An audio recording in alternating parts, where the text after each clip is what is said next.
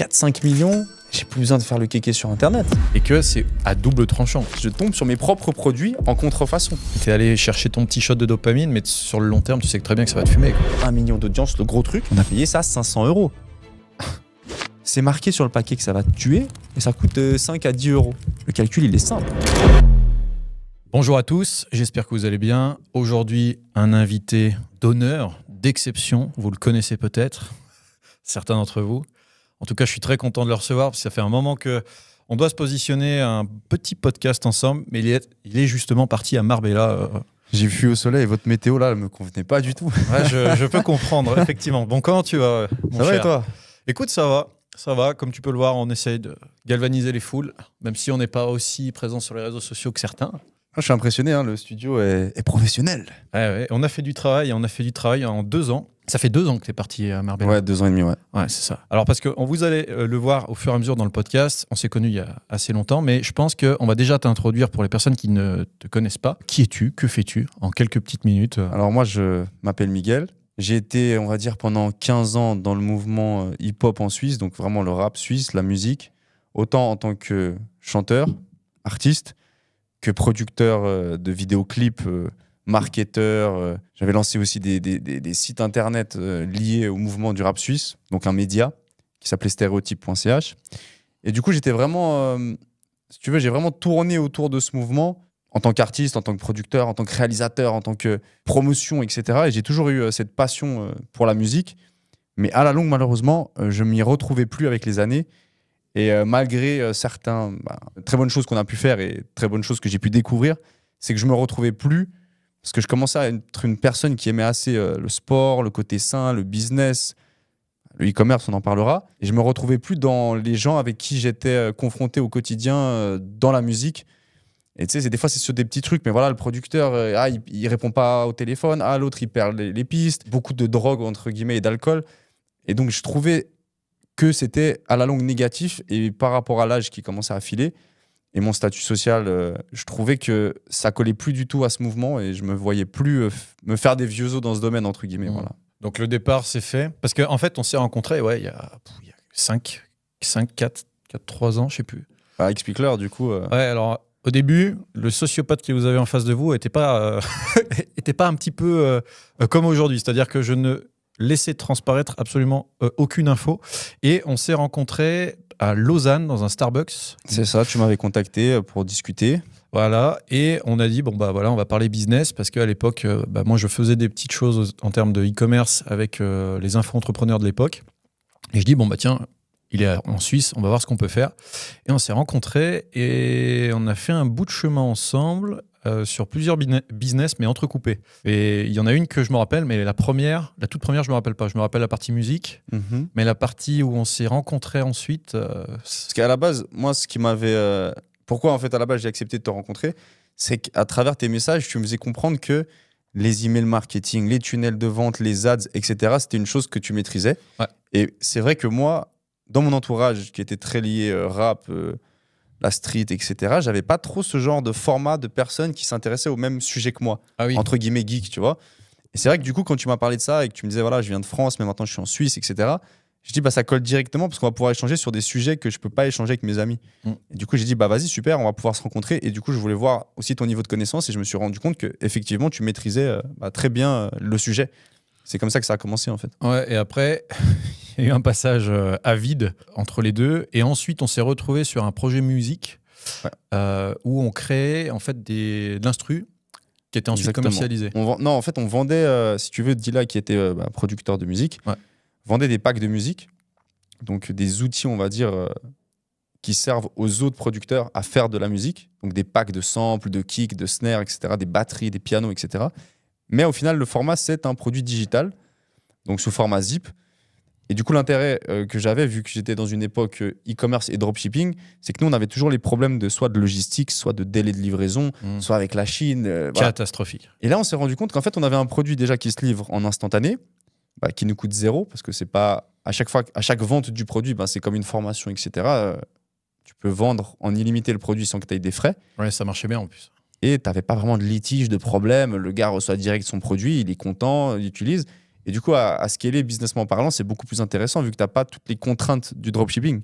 Et c'est là où je me suis dit, il faut que tu nous aides. C'était sur la partie email marketing où moi, je débutais. Et toi, tu connaissais déjà, que ce soit pour faire la signature d'Ekim, je me rappelle, des trucs un peu techniques, que ce soit pour pas tomber dans les spams, que ce soit pour convertir. Parce que nous, je sais pas, on faisait un email, toi, tu faisais des listes de 10 emails derrière. Et c'est là où, du coup, on a commencé à travailler ensemble sur cette partie-là. Et tu nous éduquais, entre guillemets, sur la partie email marketing. Et à charge de revanche, il m'éduquait sur la partie sociale. C'est là où on va en venir. C'est drôle parce que nous, on a tout de suite vu en fait en toi ce côté alors passionné du travail, mais dans ta bulle. Ah ouais, bah alors, Et moi, typiquement, je me voyais comme la personne qui devait faire la traduction des deux mondes entre une personne qui est potentiellement pas à ton niveau d'intellectualité, qui a peut-être des bonnes idées, mais qui comprend pas forcément ton langage. Et moi-même, des fois, j'ai de la peine à le comprendre, donc je te disais clairement les choses, je faisais pas semblant de comprendre. ouais. Je disais, bon là, il faut que tu me réexpliques la chose avec d'autres mots. Et pour la partie sociale, ouais, on essayait de te mettre un peu dans le sport, un peu de sortir, un peu de t'habiller, de découvrir des gens, en fait. Mais en vrai, ça a bien fonctionné parce que les premiers temps qu'on a passé ensemble, je me rappelle, ensuite, je cherchais un groupe de travail qui était un petit peu animé par les mêmes éléments et je le trouvais pas. Et quand on s'est rencontrés, il y a eu à la fois, on aura l'occasion d'en parler parce que maintenant, tu as un guide qui s'appelle le guide du glow up, Ouais. il me semble. Et on a échangé à la fois sur les vestimentaires, le social, parce que la plupart des gens qui me suivent le savent, c'est que moi je suis un autiste, mais parce que je sais parler que de tech, et je suis pas forcément le plus émotionnel non plus. Et en fait, il m'a aidé à travailler sur ces aspects-là. Et au final, après, il est parti s'installer à Marbella, donc c'est plus compliqué. Mais ouais, d'ailleurs, j'ai une anecdote qui m'avait bien fait rigoler, c'est que par rapport à cette histoire, c'est qu'à l'époque, des fois on se croisait, des fois on travaillait ensemble. Et une fois, je suis avec des amis au bord du lac, vers chez toi par hasard, du coup. Et puis nous, on joue comme des enfants, en bronze, on joue dans l'eau, on se fait des passes avec une balle, etc. Et c'est pas au loin, on aperçoit Anthony. T'as vu Anthony, quand il court, c'est Robocop. Il a des lunettes, il est avec son Apple Watch. Et il était vraiment déterminé. Et nous, on le voit au loin. Putain, il y a Anthony, les gars. Du coup, on lui fait des grands signes et tout ça. Et puis même sur son visage, ça se lisait. Ouh là, ils vont me faire rater ma course. Tu vois le bug du système. Ah, il y a un virus. Allez, viens bronzer, viens dans l'eau, on joue à la balle, nanana. Et il nous a fait limite un truc genre Power Rangers. Siri, est-ce que je peux aller jouer avec mes copains? Et il était là, non, mais vous avez cassé ma course, je devais faire, mais ne tente pas. Ah, mais Siri va bugger. Ça. Et c'était drôle parce que du coup, on sentait que ça. T'étais content indirectement qu'on t'invite, mais ça te cassait ton truc et t'étais là, bon, j'ai pas le choix en fait, c'est ça la sociabilité, je dois accepter. Et puis t'étais là et tu jouais à la balle avec nous et c'était drôle du coup pour ce côté Robocop. Vraiment, pour moi, je te vois comme à l'époque, c'était pas trop ça, mais une IA, tu vois, un robot en fait. Je disais, le gars, il est là, attends, ouais, Siri, tac. Et je disais, c'était drôle et voilà, ça me faisait penser à ça et c'était une belle anecdote qu'on a bien rigolé, tu vois. Mais tu sais qu'il y a des gens, ils pensent que je le fais exprès, mais en fait, je suis comme ça. Ouais, bien sûr. Et c'est comme toi, par exemple. Moi, je suis retombé sur des vidéos de toi pour préparer l'interview avec l'équipe où tu as fait, à l'époque, tu t'appelais Macro. Exactement, mon nom de chanteur, ouais. Voilà, c'était un nom de chanteur et ça tombe bien parce qu'il va y avoir un petit concept en rapport avec ça. Et à l'époque, en fait, moi, j'ai vu l'évolution quand tu faisais du rap jusqu'à maintenant, ce que tu véhicules sur les réseaux sociaux et tout ça. Et en fait, ce qui est fou à travers le parcours, c'est la croissance et le glow-up. Parce que franchement, on peut se le dire. À l'époque, c'était quand même pas trop dur. ça. C'était dur. Hein. Je pense que plus c'est dur pour toi, plus tu vas te sentir potentiellement mal avec la personne que tu étais, le physique que tu avais, etc. Et du coup, tu vas chercher des solutions. Ouais. Si tu as un physique où tu es un peu dans la moyenne, tu pas ce déclic de dire « faut vraiment que je travaille ». Quand tu es très gros, en général, tu veux maigrir. Quand tu es très maigre, en général, tu veux grossir. Mais si tu es dans une moyenne, déjà, tu es dans une sorte de confort. Tu te dis « bon, ça va, je m'en sors, je suis dans la moyenne ». Du coup, moi, j'étais à l'opposé de la moyenne. Et forcément, à un moment donné, en fait, quand on va parler au niveau des femmes, tu vois, de base, quand t'es maigre, t'as pas forcément le physique du mal imposant, t'es pas bien dans ta peau, tu vas compenser avec d'autres techniques. Donc moi, l'avantage, c'est que je me formais plus sur ce côté drague au niveau de la parole, l'élocution, les blagues, l'humour, peu importe, le style vestimentaire, l'image, etc. Donc tu vas combler avec des outils parce que t'as pas le physique. Donc tu apprends d'autres stratégies. Donc forcément, ça peut aussi marcher. Il y a d'autres façons de faire, bien sûr. Mais quand après, tu te rends compte qu'il te manque un élément principal qui est potentiellement le physique ou la personne en elle-même, tu te rends compte que tu peux très bien travailler dessus. Ça va prendre du temps. Mais une fois que tu as ça, tu deviens beaucoup plus complet. Et c'est là où c'était intéressant, c'est justement ce 360 où du coup j'avais pas ça, donc j'ai appris autre chose. Après j'ai quand même voulu ça, puis du coup je commençais à être complet et j'ai commencé à étudier qu'est-ce qui définissait le fait que tu plais potentiellement plus à une personne. Et c'est là où du coup on en parlait du glow up, c'est que j'ai fait une sorte de document de 15 pages qui retranscrit toutes mes années d'amélioration des clients que j'ai pu accompagner et moi-même. Qu'est-ce qui faisait que justement la personne pouvait s'améliorer? Et on se rend compte que forcément, il y a la coupe de cheveux, le choix du style vestimentaire, les habits, la façon de parler. Les tatouages. Je me rappelle la première fois que j'étais avec une story où tu es allé chez le tatoueur, mais j'étais dans ma tête, ah ça y est, il a franchi le pas. Ouais, quand tu commences, ils le disent tous, tu peux pas t'arrêter. Ouais. Et même si tu commences toujours avec un petit truc et après, ça colle aussi, on va dire, à ma nouvelle vie là-bas.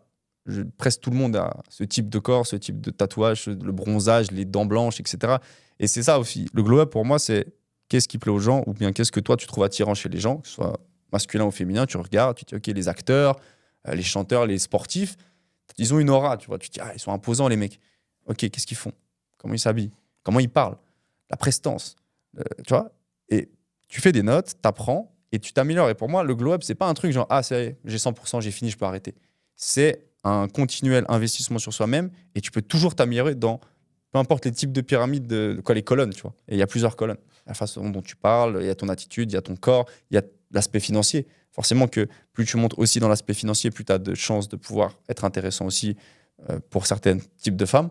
Et donc tout en même temps fait que tu peux toujours travailler sur tous les secteurs. Mais on est d'accord là-dessus parce que je pense que c'est aussi ce qui peut intéresser les gens, c'est que tu l'as pas fait pour... Enfin, après peut-être, hein, mais tu l'as pas fait pour les autres, tu l'as fait parce que ça te faisait du bien à toi et que ça suivait ta propre évolution. Le truc que ça te permet, c'est que tu vas gagner en confiance. Voilà, ouais. Mais quand tu gagnes en confiance, c'est un tout. Dans tes rendez-vous business, t'es mieux. Avec ta femme, t'es mieux. Avec les amis, t'es mieux. Parce que, si tu veux, avant, tu travaillais sur l'aspect extérieur. Tu vas acheter des habits pour combler un manque que t'as pas peut-être physiquement. Mais là, j'ai plus besoin de tout ça. Un simple t-shirt noir, t-shirt de sport, une tenue. C'est parce qu'à l'intérieur et dans mon enveloppe corporelle, donc mon corps, je me sens bien. En maillot de bain, je me sens bien. Donc à l'époque, tu caches, tu vois. Et là, je pense que c'est important de travailler sur soi. C'est pas une question d'avoir des muscles pour la plage. C'est tout ce que mentalement aussi ça t'apporte. Le bienfait du sport. Tu peux très bien faire de la boxe. Tu peux faire du bodybuilding. Tu peux faire du volley, même si tu veux intensément. Ce sont des très bonnes jambes, les volleyeuses, etc. Ou de la natation. Mais c'est important d'inclure ça dans sa vie pour le côté mental et le côté physique, bien-être. Et forcément, après, tu vas manger mieux parce que tu veux un meilleur corps. Mais en mangeant mieux, ton cerveau il travaille mieux, ton sommeil il travaille mieux. Tu t'aides de compléments alimentaires. C'est toujours mieux que d'aller au McDo, boire de l'alcool et fumer de la drogue. Donc, à un moment donné, il n'y a pas de contre-argument négatif au fait de se sentir bien, de faire du sport et de s'améliorer. Moi, je suis à 100% d'accord là-dessus. C'est pour ça que j'ai intégré le biohacking depuis quand même pas mal de temps dans ta façon de vivre. Dans ma façon de vivre, dans mes routines. Parce qu'en fait, à la fois, sur tout ce qui est tracking de mes données, je vois mes performances par rapport à mon travail. Sur l'ordinateur, j'ai un outil qui permet de savoir combien d'heures j'ai travaillé, ce que j'ai fait, est-ce que c'est rentable. Et ensuite, de l'autre côté, j'ai à la fois l'Apple Watch et à la fois les autres outils connectés également qui t'indiquent que à tel moment, tu as été plus performant parce que tu avais mangé ça.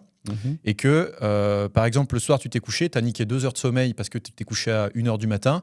Le lendemain, sur tes répercussions, tu as des répercussions. Et en fait, quand tu commences à tout traiter ces infos en plus du reste, parce que là, on parle d'un point de vue technologique, mais dans le biohacking, il y a aussi la façon de penser, l'intention et plein d'autres choses qu'on n'a pas le temps de détailler là-dedans. Mais c'est extrêmement intéressant de voir qu'une simple heure de sommeil peut venir bousculer le reste d'une journée. On est d'accord. Après, là, je l'ai constaté sur ma semaine ici, c'est que tu peux pas avoir une vie sociable et être à la pointe de ce que tu recherches à développer avec ton biohacking et ton tracking. C'est vrai. Parce que dès que tu as une vie sociable, tu vas au restaurant, tu as de la peine à dire à un ami, écoute, c'est 22 heures, on arrête la discussion parce que sinon, le lendemain... Et donc forcément, on se retrouve déjà à mal manger, à rigoler, et ça fait partie de la vie.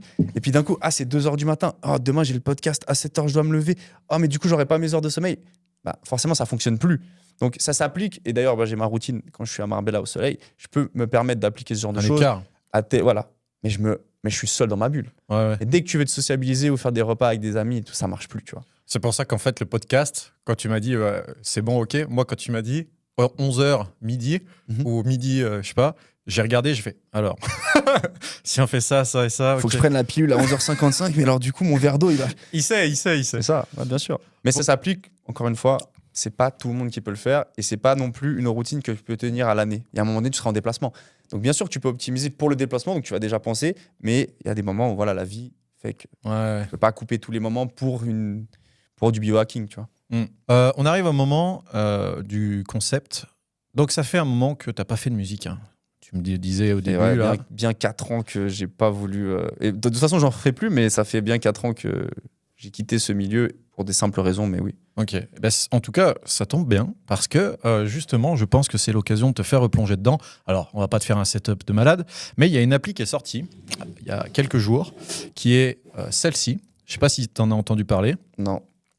Cette appli, en fait, elle te permet de dropper des pièces qui est en bas sur les personnages. Et en fait, en haut, tu vois, tu as le petit arrondi qui sort. Ah, je vois plus rien parce que tu n'en avais pas, c'est mis en mode veille. Génial. Vas-y, c'est bon. C'est pas mal. L'avantage, en fait, c'est que tu peux dropper des pièces sur les personnages et ça va générer des sons. Et en fait, à un certain stade, quand tu as l'arrondi qui va se créer là-haut, tu peux avoir des mélodies qui vont donner des trucs vraiment stylés. Un exemple.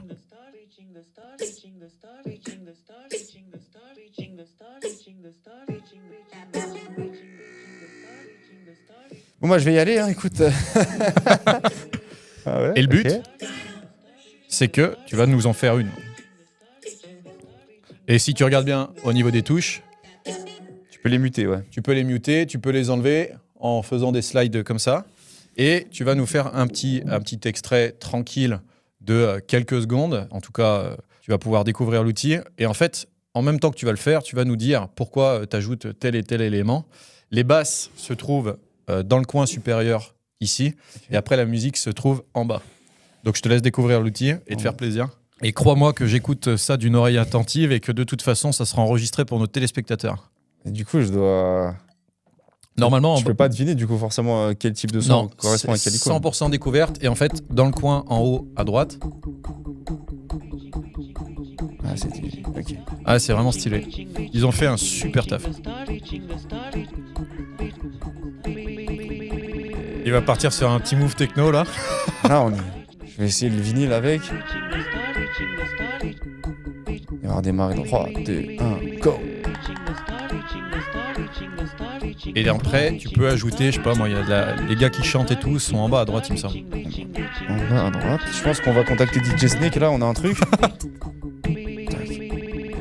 J'ai mis Batman. Ah, pas mal. Et après, il faut faire gaffe parce que quand tu restes appuyé, ça mute tout le reste et ça laisse parler qu'une seule personne.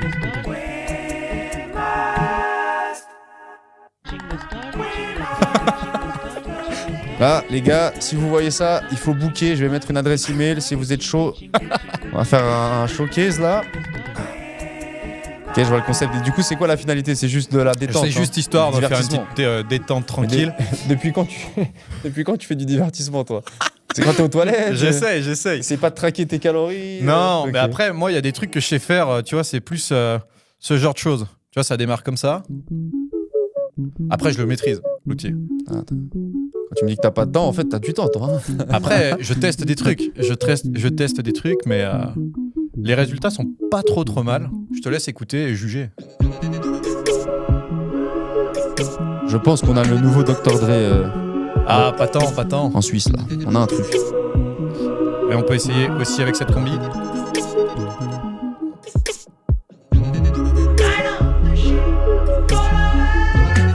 Sinon, ça date de quand ta dernière relation sexuelle? Parce que là, ce que tu nous fais là, ah là là, tu veux pas changer. Hein.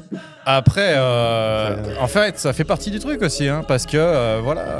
Les gars, on a affaire à un geek, on peut pas comprendre ce qui se passe dans son cerveau quand il utilise. Il a un orgasme dans le cerveau, le vortex. Écoute ça. Allez, donne de l'AMD là, on est prêt là. Là, disons qu'on part sur un beat qui est en rapport avec ça, mais malheureusement. J'ai une anecdote d'ailleurs, parce qu'on parle de fêtes, de musique et tout. Et un jour, on s'est dit, bon, on avait fait un bon chiffre à la journée, on voulait un peu fêter ça. Du coup, on dit à Nelcher Major, ce soir, putain, qu'est-ce que ça va être? Ce soir, on sort en boîte de nuit, tu vois. Et bordel, je pense que c'est un peu des choses qu'il n'a pas l'habitude ou du moins qui ne prêtent pas attention. Donc, le but étant table, bouteille, musique forte et jolie fille dans la pièce. Et du coup, ce qui était drôle, c'est que on prend une table, c'était au Punk à Lausanne. C'est le truc qui fait un peu bunker là au sous-sol. Ouais, il y a de la musique et c'est une boîte de nuit. C'est le principe. T'es enfermé dans une boîte. Et on lui dit tu veux boire quoi? Parce que voilà, pas d'alcool, machin. Il me dit thé froid.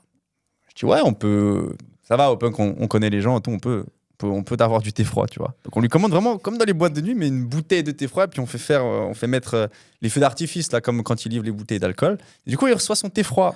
Et c'est pas ça le plus marrant, c'est que du coup, il boit son thé froid, il regarde autour de lui, il tente de comprendre ce qui s'y passe et il s'amuse un peu, ça va jusqu'à là. Mais le lendemain, il nous envoie une photo dans le groupe, genre à 11h du matin, fracassé. Genre la photo type du mec qui a bu trop d'alcool et qui a la gueule de bois le lendemain. Et puis même tellement la photo, elle était bien, on s'est dit, mais il a bu quoi en fait? Et là, il commente, les gars, overdose de sucre, ça va pas du tout, c'était super dur le réveil. Tu sais, vraiment l'alcoolique qui se réveille, mais t'as bu du thé froid, gars. Et là, on a rigolé, on a dit, il est dans un autre monde, le mec. Non, parce que le sucre chez moi, ça a vraiment des... Je suis incapable de t'expliquer ce que ça me fait, mais ça me tient. Le coca, j'évite au maximum d'en boire parce que pendant des heures, je peux derrière vraiment faire une insomnie. En gros, tout ton système se dérègle. Ah, mais complètement. C'est la panique à bord. En fait, tu veux être sûr et certain de me déstabiliser, tu me fais boire un verre de coca, tu vois. Par contre, tu me le fais pour un rendez-vous, en face, t'es mort parce que mon cerveau, il va plus vite. Ouais.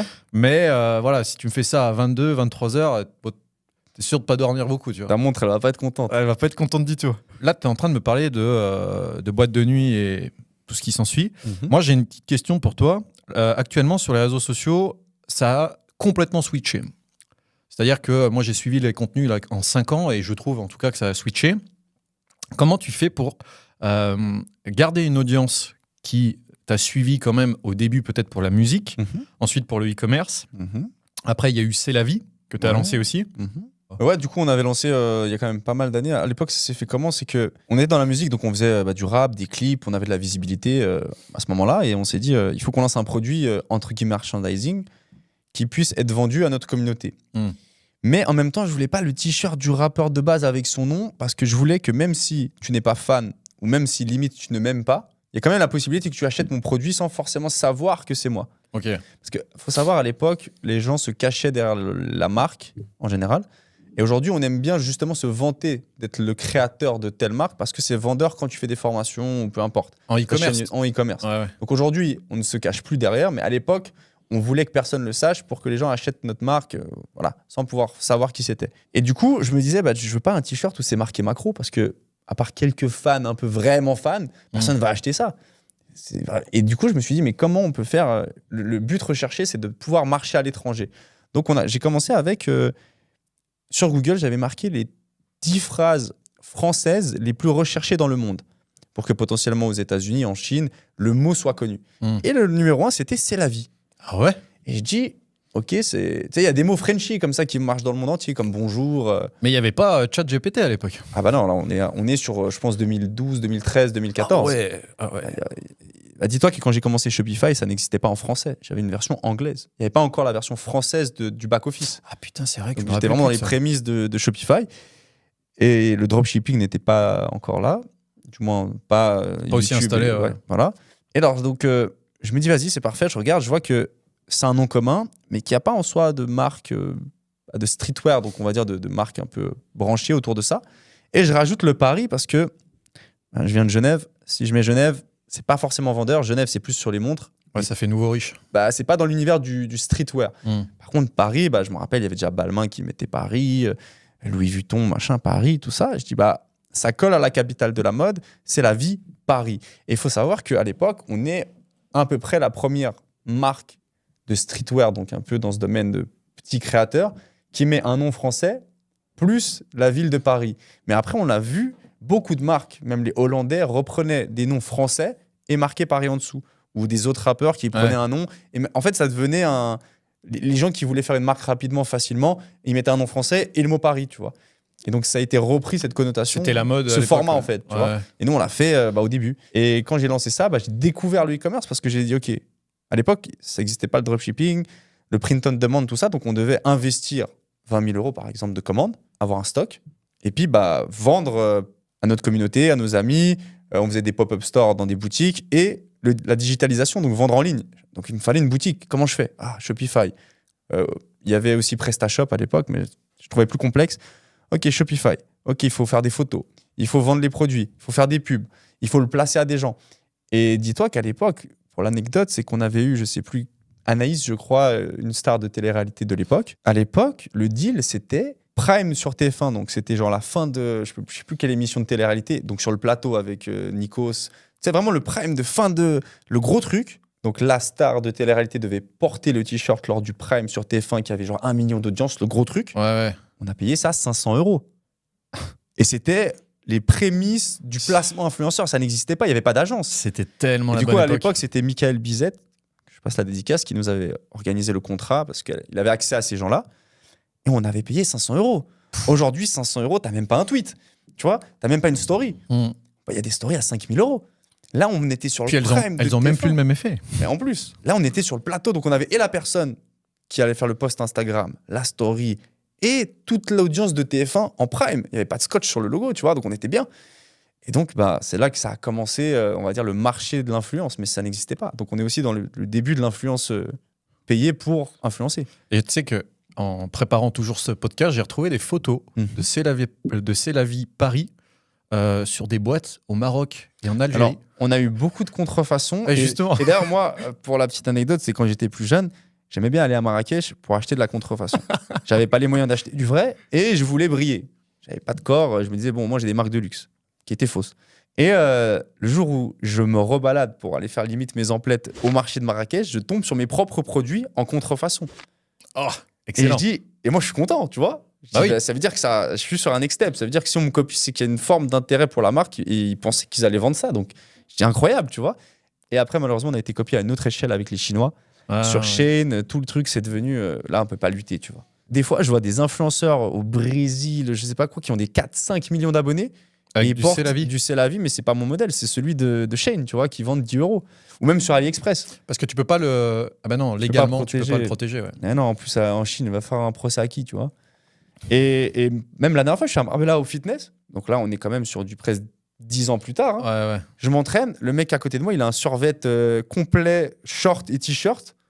C'est la vie Paris sur le short et sur le t-shirt. Mais j'ai jamais fait ce modèle, tu vois.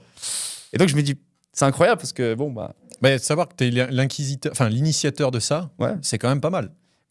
Et dans le format qui a été repris nombreuses fois, une phrase française et une ville, ça c'était cool pour le template entre guillemets de la marque qui a été repris. Ça, j'ai été content que ça a fait ça. Et derrière, le nombre de fois où on est en 2023 et il y a encore des marques qui vendent plus mon produit que moi à l'époque, tu vois. C'est dingue. Enfin, c'est aussi les trucs, moi à l'époque, quand je t'avais contacté, je me suis dit, attends, C'est la vie, c'est ce gars. Parce que en fait, ça commençait déjà les gens commençaient vraiment de porter ça. Combien de fois on m'a dit ouais, j'ai rencontré le mec qui a la marque C'est la vie. Oui. Mais on me le dit à moi. Je lui dis c'est moi. Ah non, c'est pas toi. Mais ok, si tu veux. Parce qu'à la fin, je dis toujours la même chose et je l'avais écrit d'ailleurs parce que j'ai écrit un livre qui explique aux gens comment créer une marque.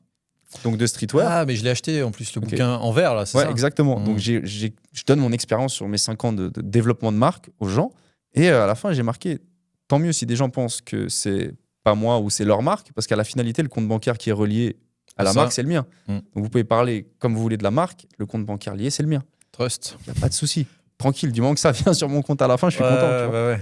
Donc ouais, non, c'est sympa. Après, ça m'a appris, on va dire, le marketing, le e-commerce, le démarchage d'influenceurs, les affiliés, ça m'a appris l'email marketing, les ads, Pixel, les templates. Quand tu te balades sur le site aussi, tu vois, pour faciliter la navigation l'achat, la utilisateur. navigation. Ouais, c'est ça. L'expérience utilisateur. Et du coup, je suis très content d'avoir pu comprendre ce domaine-là. Et à l'époque, il n'y avait pas de formation. Toi, la formation initiale de base, aujourd'hui, elle se ressent aussi à travers ça, c'est quand même le design. C'est ça, c'est que j'ai fait mes études. À l'époque, c'était les arts appliqués. Donc, tu avais la première étape, c'était, je sais plus, c'est 3 ou 4 ans. C'est vraiment un truc d'école d'artiste où tu te cherches. D'un coup, tu fais de la poterie. D'un coup, tu fais des croquis de dessin de nu. Tu as un nu au milieu de la pièce, tu dois le dessiner. Tu fais de la peinture, tu fais de la pâte à modeler. Tu vois, tu es perdu, tu vois. Plus les années, elles passaient dans ce truc, plus tu dois choisir justement dans quelle matière, tu vois. Et moi, je me suis vraiment mis dans le multimédia. Donc, création de site, création de logo, design, Illustrator, typographie. Et il y avait un peu de photo vidéo, tu vois. Et c'est là où vraiment je me suis retrouvé et après j'ai fait l'école supérieure dans le graphisme et le design multimédia où j'ai obtenu un bachelor, je crois à l'époque. D'ailleurs, c'est un papier que je n'ai jamais montré à personne. J'avais bien compris que... D'ailleurs, quand j'ai eu mon bachelor, si tu veux, c'est que j'ai fait un travail sur Stress, donc le rappeur le plus connu chez nous. Et mon travail de bachelor, c'était de lui faire un dossier d'identité graphique, un logo, une pochette et un clip. Ouais. Et je fais tout le truc. Et donc, tu dois te présenter devant les jurys et tout ça. Et je vois qu'ils sont impressionnés, mais ils me reprochent que c'est pas assez artistique. Et moi, je leur explique gentiment, les gars, donnez-moi mon papier à la con, là. Moi, je vais pas traîner longtemps dans vos trucs d'artistes, à fumer des joints dans les parcs. Ouais. Je vais faire de l'oseille. Mais je croyais quand même que ce papier était important, même. Il m'a jamais servi. Mais je leur disais, les gars, vous validez un manque d'artistique, mais moi, je fais du fonctionnel. Ce que je fais, ça marche pour mon marché, c'est fonctionnel et ça marche, tu vois. Et eux, ils voulaient un truc un peu... J'ai dit, regardez, tous les artistes là, à qui vous allez donner des papiers, ils vont finir en dépression, drogués, à l'AI, aux aides sociales, à encore croire qu'ils vont réussir à vendre leurs arts. Et tant mieux s'ils ont... Certains ont réussi, mais on a des réunions d'anciens collègues de classe. Et ça n'a pas changé. Bah si, mais il y a pratiquement plus personne qui est dans le domaine artistique. Il y a une stat là-dessus, si jamais tu la veux. Bah, non, mais je dirais quand même qu'on est sur du 60 à 70% de gens qui ne sont plus du tout dans le domaine artistique parce qu'il faut payer des factures. Ouais. Et c'est ça qu'en fait, je voulais leur dire aux profs. Et encore une fois, on apprend beaucoup de choses. C'est qu'en fait, les profs qui sont en face de nous, la plupart du temps, C'est pas des entrepreneurs. ils ont raté leur vie indirectement. Votre art ne marche pas, donc il faut payer des factures. Donc vous êtes prof d'art. Mais si ton art à part entière fonctionnerait, tu serais pas à cette table-là en train d'expliquer aux élèves qui s'en foutent entre guillemets de ton discours. Tu serais en train de vendre tes peintures, tes tableaux, de voyager dans le monde, d'ouvrir une galerie, peu importe, mais tu rayonnerais dans ton domaine d'activité. Et donc malheureusement, souvent on a affaire à des profs un petit peu frustrés qui n'ont pas eu le choix d'aller dans la voie de profession, d'explication aux autres. Et ça se ressent. Donc ils te donnent des conseils dans un domaine où eux-mêmes n'ont pas percé, n'ont pas réussi. Alors c'est pour ça que moi j'invite alors les professeurs, en tout cas les écoles, à essayer de faire venir le maximum d'intervenants qui ont réellement réussi leur vie. Extérieur, sur des courts termes, pour vraiment qu'on sente que le gars, il a l'énergie d'un mec qui a réussi financièrement ou dans l'artistique, mais qui a une renommée. Tes petits profs qui sont là l'année et puis qui boivent des bières avec toi dans le parc à la pause, je suis désolé, mais ça fonctionne pas. Ouais, ce sentiment, moi, je l'ai ressenti. J'ai fait donc le BTS et le bac en électricien, enfin électrotechnique, et après plus loin sur du génie électrique, de l'innovation et la stratégie en développement international. Les personnes qui venaient, c'était des intervenants externes qui arrivaient avec des anecdotes du style « on a négocié pour Saint-Gobain des échafaudages avec le Maroc ». Et ils t'expliquent des histoires concrètes où ils ont missionné un avion Antonov. Je sais pas si tu vois, les avions Antonov, c'est des gros bozingues. Pour la cargaison, tu dis, pour de la livraison, ok. Et en fait, la France signe le contrat avec l'Algérie pour se faire équiper en échafaudage. Et ben, ce qu'ils ont fait, c'est que à l'époque, ils adoraient les voitures genre la Mégane. Ils ont missionné des avions Antonov en valise diplomatique en France. Et elle nous expliquait comment ça s'était passé. C'est Netflix, quoi. Ah, mais vraiment. La série, ouais. Et tu as une expérience que tu n'auras pas à travers un prof, parce que le prof, il va te livrer de la théorie. Que lui-même n'a pas réussi forcément à appliquer. Que lui-même n'a pas appliqué et où il va simplement suivre ce que le rectorat lui envoie. Alors que là, quand c'est un intervenant extérieur, il te raconte une histoire, le cours n'a absolument plus rien à voir. Et tu vis l'histoire. Bah ouais, bien sûr. Donc je suis à 100% d'accord là-dessus. Et puis sur l'éducation maintenant, avec ChatGPT, Internet et tout, attends, mais... Non, après, c'est malheureux dans le sens où on a été formaté malheureusement pour ce que eux veulent qu'on soit formaté. Et c'est très dur d'effacer ce qu'on apprend parce qu'on pense toujours que c'est la vérité ou que c'est juste. Et même tes parents, peut-être, tu vois, t'indiquent des choses qui eux-mêmes répètent d'un discours qu'on leur a enseigné. Et je pense que la première chose à faire au départ, c'est justement de pouvoir accepter de tout recommencer à zéro dans son cerveau, de se détacher et d'accepter que peut-être tout ce qu'on a connu n'est pas forcément juste ou fonctionnel pour ce qu'on a besoin pour la suite. Et d'accepter de se remettre en question, c'est le premier pas. C'est de faire un pas en arrière, en fait. Et ça, faut le faire, je pense. C'est le travail qui est fait par les entrepreneurs quand ils font quelque chose qui ne marche pas et qui doivent redémarrer depuis zéro. Ils doivent apprendre à faire table rase, à relister leurs compétences, ce qu'ils ont, le marché et le moment. Et ensuite, derrière, ils appuient sur le bouton, un petit coup d'accélérateur avec 2-3 bonnes personnes au bon endroit et le projet part. Le bon endroit, c'est aussi un truc à notifier, c'est que si ton environnement il est mauvais, c'est beaucoup plus dur. Mais c'est aussi ta faute si tu acceptes de rester dans l'environnement qui ne colle pas à soit tes ambitions, soit tes projets. Parce que sinon, moi j'avais ce truc-là aussi, c'est que je me plaignais souvent de ce qui se passait ici, mais je restais ici. Et à un moment donné, si tu te plains, il faut aller ailleurs si tu penses que l'herbe, elle est plus verte. Mais ça sert à rien de rester là tout en critiquant. À un moment donné, soit tu pars, soit tu acceptes. Faut être cohérent, ouais. Voilà. On arrive à la deuxième partie. La deuxième partie, elle est très simple, tu verras. C'est les questions gênantes. Magnifique. Impeccable. On voit les croustilles là. Le moment le plus gênant de ta vie. C'est fou, hein, parce que... Tout le temps. Non, justement pas, il faut que je la cherche, mais... En fait, pour ceux qui ne le savent pas, c'est qu'on n'envoie pas les questions à l'avance. Ouais, du coup, j'ai pas... Quoi, faut que je la trouve, alors... Après, si tu la trouves pas, c'est pas grave, et ça me permet de switcher à l'autre en attendant. C'est fou, j'en ai pas... En tout cas, si ça t'a pas marqué... Une fois, quand j'étais petit, je devais avoir 12-13 ans à l'école, j'ai eu un moment gênant, c'est que je faisais... là, je fais 1m80 et je faisais un peu moins, forcément, à 13 ans, mais j'étais, je pense, la personne la plus petite de la classe, tous sexes confondus. Ah, dur. Donc, je suis plus petit en taille que la plus petite des filles de ma classe. Pas que des hommes, aussi des femmes. Et je suis forcément le plus maigre. Donc, dans le format, c'est le genre à celui qu'on va embêter, tu vois. C'est la cible idéale pour être embêté. Et forcément, j'ai, alors pas forcément la grosse brute de la classe, mais le mec qui est à l'opposé de moi, qui a le plus de kilos, qui un jour décide de m'embêter et de m'enfermer dans une sorte de... Je sais pas si on peut appeler ça un casier, un truc, une porte d'un truc. Ah ouais. Parce que forcément, il me prend, il me pose, tu vois. Mais alors, ce que moi, j'adore, c'est J'imagine bien la scène, en plus. sur le coup, tu peux pas forcément te venger quand tu fais 20 kilos mouillés. Mais l'avantage, c'est que la vie fait bien les choses. Et je pense l'avoir recroisé. Et je pense que pour lui, la vie, elle n'est pas ce qu'elle devrait être. Et tu vois, la vie, c'est beau, tu vois. C'est ça, en fait, pour moi. La victoire, elle est sur le long terme. Et quand je vois la vie du mec et je vois la mienne, je suis très content, tu vois. Ouais. Et c'est ça, en fait, pour moi, la plus grosse des revanches, c'est ça. C'est pas 10 ans après, tu lui mets une tarte, tu vois. La vie, elle l'a tarté, en fait. Tu vois, elle lui a mis ce qu'elle devait lui mettre. Et ça, c'était un moment gênant dans le sens où tu t'aimes pas forcément te faire embêter par... Voilà. Mais sinon, non, des moments vraiment gênants. Ouais, mais c'est bon. Voilà. Moi, je suis énormément là-dedans aussi, dans le fait de me dire que la vie, elle t'envoie pas ce que tu as besoin, elle t'envoie pas ce que tu veux, mais ce dont tu as besoin. Et que la victoire, de toute façon, se fait sur le long terme et pas sur le court terme. Parce que tu vas regarder ton compte en banque, peut-être qu'aujourd'hui, il est pas terrible, mais peut-être que ce que tu fais maintenant, dans 5 à 10 ans, ça va se retrouver sur des actions que tu as fait régulièrement qui t'ont mené à rencontrer des personnes. D'ailleurs, je te donne encore 30 € tous les mois pour ton outil de podcast après 5 ans. Donc au final, je t'ai donné plus que prévu. Mais ouais, il est malin, lui. Il est malin. Il te met toujours dans des systèmes d'abonnement. Toi, tu vois pas le truc après, 5 ans plus tard, tu dis ah ouais, quand même. Mais tu sais que attends, mais c'était quoi un outil qui servait. Ouais, en fait, c'était un outil qui permettait, du coup, en tant que personne qui fait des audios de podcast, de les distribuer sur les différentes plateformes. Et toi, tu l'avais acheté peut-être en early ticket et tout ça. Et du coup, tu nous revendais l'utilisation de l'outil. Et après, c'est en automatique. Je viens de me rappeler, j'étais early investisseur à l'époque. Exact. La plateforme, elle tourne toujours et j'ai toujours mes royalties tous les mois. Mais tu as toujours ton podcast. Alors, du coup, c'est ma faute parce que j'en ai plus posté depuis longtemps. Mais l'outil m'est toujours serviable si je dois en reposter. Donc, je le garde, tu vois. Mais oui, parce que c'est vrai. C'est ça, en fait, quand on parle du coup de... Sur le moment, tu vois pas le truc arriver. Tu te dis, bon, c'est pas grave, je lui donne, c'est pas cher. Mais sur les années, tu as dû faire une fois une manœuvre et en automatique, tu encaisses tous les mois. Et ça, c'est ta spécialité. C'est 5 x 12, ça doit être 900 000, ouais, quelque chose comme ça.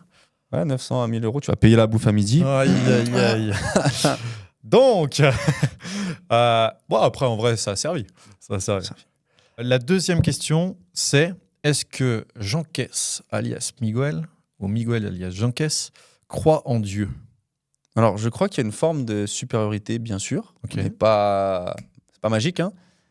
Par contre, j'ai pas été éduqué dans un certain type de religion, donc j'ai pas alors j'ai moi-même un peu expérimenté et regardé ce qui s'y passait, mais j'ai pas été mis dedans, si tu veux. Donc, je suis pas né catholique, musulman, etc.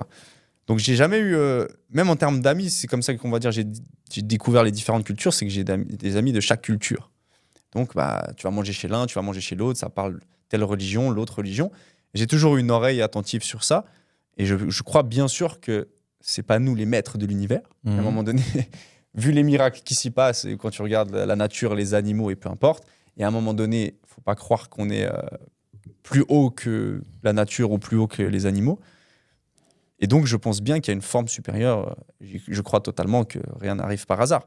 Mais je peux pas te la connoter sur un prénom. Ouais. Voilà. Tu restes ouvert à... J'ai pas été éduqué dans ça, donc j'ai pas un type de livre, ou tu vois. Ok. Mais bien sûr que je pense qu'on n'est pas les maîtres du monde. T'aurais dû venir, on a fait récemment une autre interview podcast avec des discussions sur ce sujet-là, Ok. où on parlait à la fois de simulation, à la fois de trucs un peu plus scientifiques, sur ce qui nous sommes, qui en fait on n'existe pas, enfin plein de choses comme ça. Et c'était...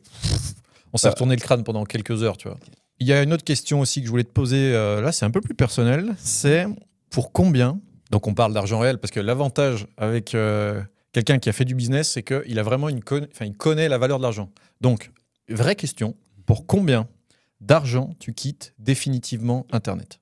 Impossible d'y remettre les pieds, plus de téléphone portable. C'est un truc que j'envisage depuis longtemps parce que indirectement, je le fais aussi pour gagner justement de l'argent. Et je me dis, ça a tellement de négativité et d'impact sur ton mental, sur plein d'aspects, que ce soit le temps perdu, que ce soit les moments que tu aurais dû vivre réellement, mais que tu es quand même à la moitié accroché à ton téléphone pendant le moment passé. Ça peut être avec tes amis, avec ta femme, un événement, un concert ou même au sport. Hein. À l'époque des bodybuilders des années 80, ils n'étaient pas dérangés par un changement de morceau ou répondre à un message sur WhatsApp ou regarder une fille sur Instagram. Donc déjà, ça impacte toute ta vie, cet outil-là, même si c'est aussi pour ça qu'on est là, grâce aussi à cet outil et notre connaissance. Mais du coup, des fois, je suis limite en mode retraité à la piscine à prendre mon soleil et je me dis, mais pourquoi je ferai encore un nouveau post, une nouvelle photo? T'as quel âge là, rappelle-moi? 33 ans. 33. Donc pour combien je quitterais? Je pense... Mais en même temps, c'est un outil... Comme moi, j'ai rencontré beaucoup de riches depuis qui me valident un peu grâce à ça, mais qui eux-mêmes n'utilisent pas du tout et s'en sortent très bien dans la vie. Parce qu'ils ont une côté déjà privacy, tu vois, qui est beaucoup plus... ils sont pas recherchés, les mecs, quoi, tu vois. Ils sont tranquilles. Il n'y a personne qui les connaît. Et ça fausse aussi le truc parce que l'image que tu vas donner donne forcément... Les gens pensent que tu es celui que tu présentes, que ce soit dans tes stories ou dans tes posts. Donc déjà, tu peux fausser la vie de la personne.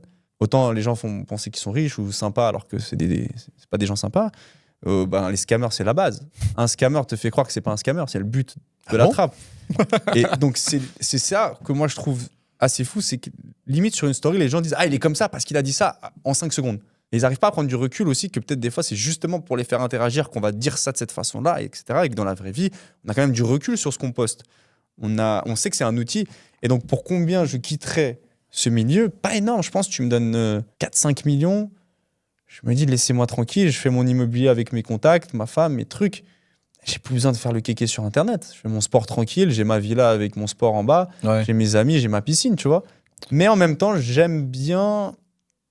Aussi, des fois, on voit des belles choses. YouTube, c'est incroyable. Quand tu sais chercher ce que tu as besoin, il y a des gens incroyables, passionnés, qui font même pas forcément beaucoup de vues, qui ont des maîtrises, des connaissances. Et c'est génial, on va dire, cette bibliothèque en ligne. Ou même la dernière fois, j'étais sur Internet Archive, que je connaissais pas spécialement. Ah ouais, tu connais qui regroupe tous les trucs. Et je vois des documents PDF, des sortes d'encyclopédies du bodybuilding des années 80, des livres à lire entiers, des magazines, des audios. Je me dis, c'est incroyable d'avoir accès à ça en un clic gratuitement.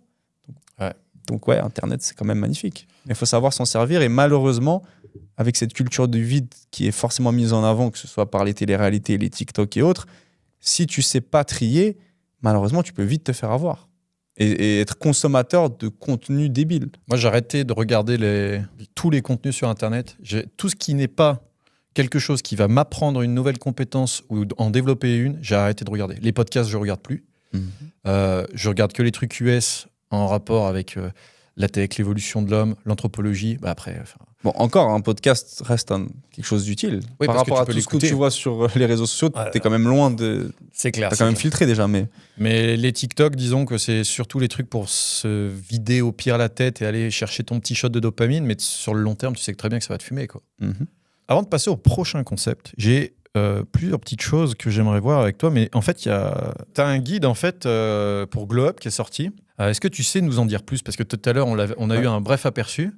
Il y a plein de choses intéressantes qui sont dedans que moi, j'ai beaucoup aimé, que j'ai partagé avec ma commu. Je pense qu'il n'est pas assez mis en avant. Même si j'ai vu de la publicité passer parce que maintenant, ce n'est pas ta source de revenus principale. Ouais, exactement. Le problème que j'ai avec le Glow Up, c'est que bon, déjà, j'ai un coût par acquisition de prospect qui remplit l'email de moins d'1 euro. En général, du 30-40 centimes, j'ai un email. Ah ouais? J'ai une belle photo sportive avec le mot, si tu veux, en gros, glow up. En story, donc l'ADS est en story image. J'ai testé en vidéo, mais là, en image, elle fonctionne très bien. Sur, on va dire, je market plus sur la France et l'aspect fitness. Pas de vidéo, que de l'image. Une seule image, il arrive sur la page de capture et mon prospect me coûte 30 à 40 centimes pour obtenir le document. Donc c'est que l'intérêt est fonctionnel et très bien. Mais si tu veux, j'ai pas vraiment un produit derrière. Défini. Et donc, investir pour obtenir des prospects si tu n'as pas le produit derrière, c'est pas le but, quoi, tu vois. Et donc, je me penche depuis pas mal de temps. J'ai cet accompagnement, si tu veux, où je vois les coachs sportifs, et j'en suis pas un. Ça, c'est vraiment un truc que je vais expliquer aux gens. Mais je me suis permis de pouvoir accompagner l'année passée une dizaine de personnes à transformer leur vie. Et j'ai vu les résultats, les gens n'y croiraient pas. Hein. Si je le dis pas comme ça, les gens pensent que c'est pas possible. Mais moi, j'ai vu les résultats. J'ai changé. En fait, j'ai commencé comment? C'est que j'ai Antonio, qui est un ami de Genève, qui est caméraman. Il est petit de taille et il était bien corpulent, tu vois. C'est un peu la petite bouboule portugaise, comme je l'appelle. Et je lui ai dit, j'ai besoin d'un caméraman pour me lancer ma chaîne YouTube à Marbella. Viens une semaine en vacances, je te mets bien, tu me filmes de temps en temps quand on a besoin. Et puis on s'amuse un peu, tu vois. Il y a le sport, il y a le soleil, il y a les palmiers. Dans l'échange, terminé. Voilà. Et le mec, il arrive à l'aéroport. Ça fait un moment que je ne l'ai pas vu. Il est dans un surpoids énorme, un col roulé. Il est rond, tu vois. Et puis un peu, comment on peut dire, mal rasé. Ouais, j'ai vu la story. Pas au point, tu vois. Je dis, mon Dieu, t'as pris un coup, tu vois. Alors que moi, je suis au max. Je me sentais chaque année un peu mieux. Et je vois le gars arriver. Et je dis, on va reprogrammer la semaine.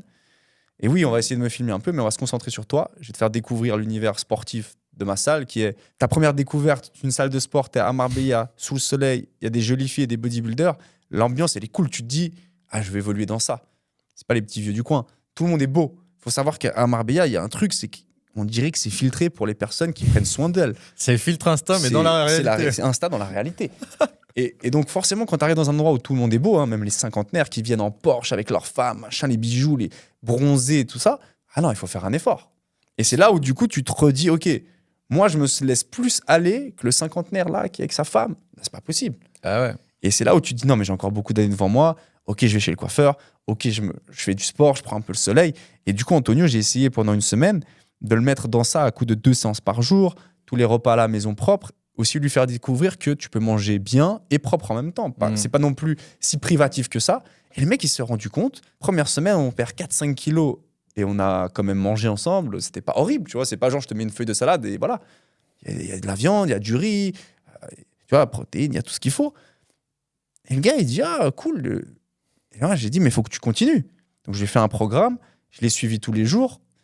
Et si tu veux, le mec, après 3 mois, il perd 28 kilos. Donc, le mec perd 28 kilos. Et on dit, OK.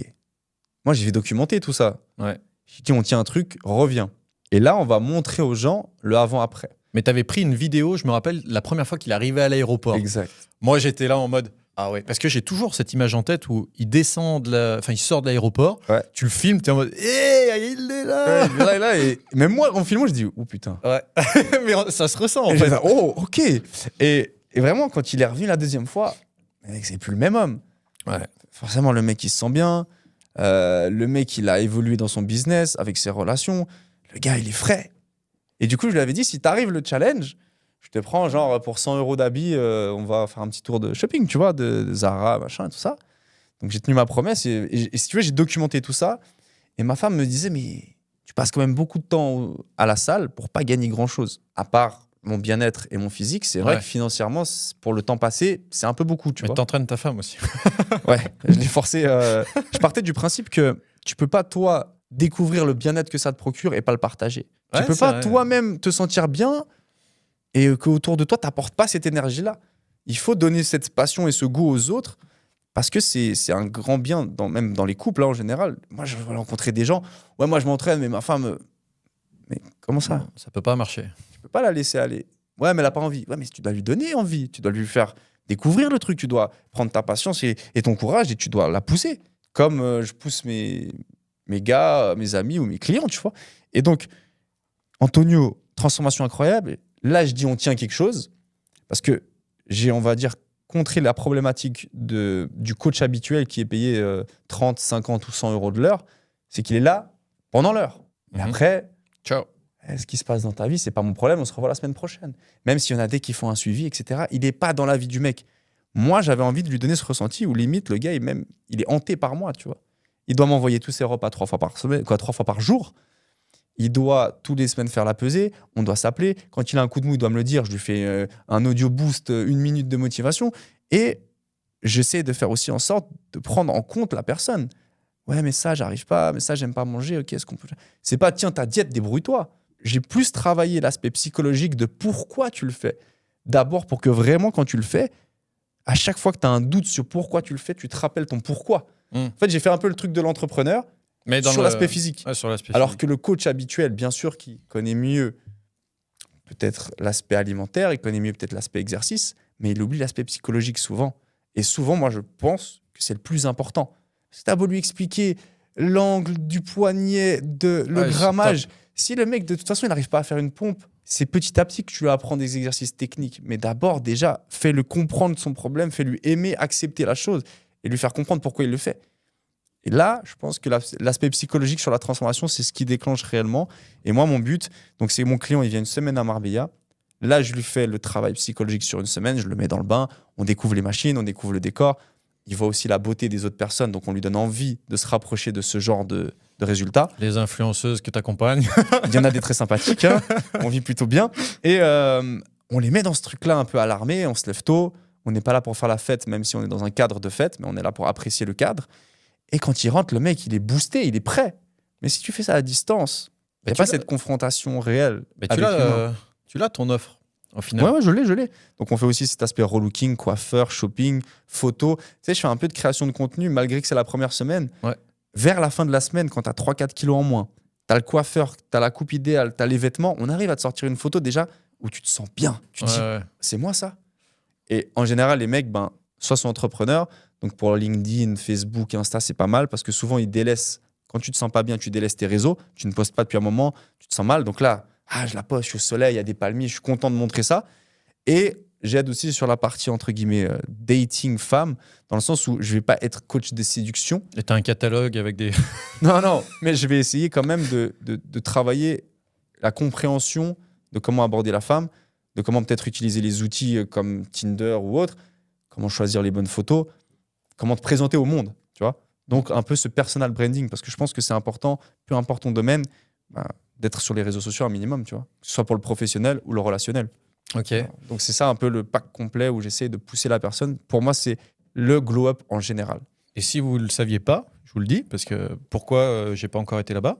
Alors, on a déjà regardé ensemble pour positionner des dates, et c'est vrai qu'on n'arrive pas à connecter les deux calendriers. Et à chaque fois que je poste une date, il y a toujours quelque chose de mon côté qui se représente. Mais on s'est connus quand je pouvais pas prendre l'avion. C'est vrai qu'à l'époque, Anthony, parce que nous-mêmes, on voulait des fois aller bosser, on s'est dit, on va prendre un Airbnb, on va bosser tous ensemble. Et on voulait faire un peu des semaines de travail, mastermind, sport, fête, etc. Et en fait, le problème se posait, c'est qu'il ne pouvait pas prendre l'avion. Mentalement, tu avais ce blocage de l'avion. Ouais. Et c'était vraiment pas du tout envisageable. Ouais, non. Même un 30 minutes d'avion.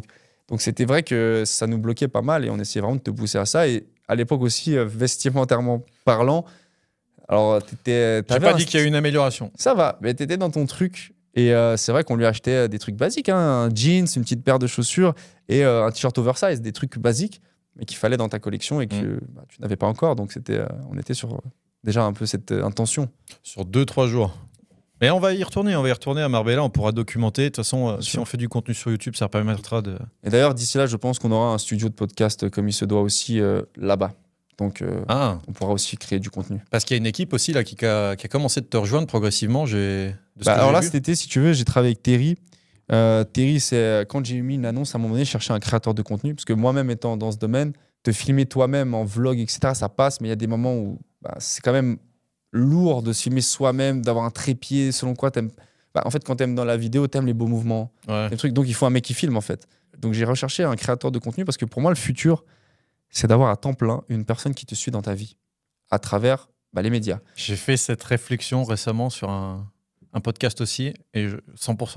Et je l'avais découvert à travers J Balvin et DJ Khaled, des artistes américains.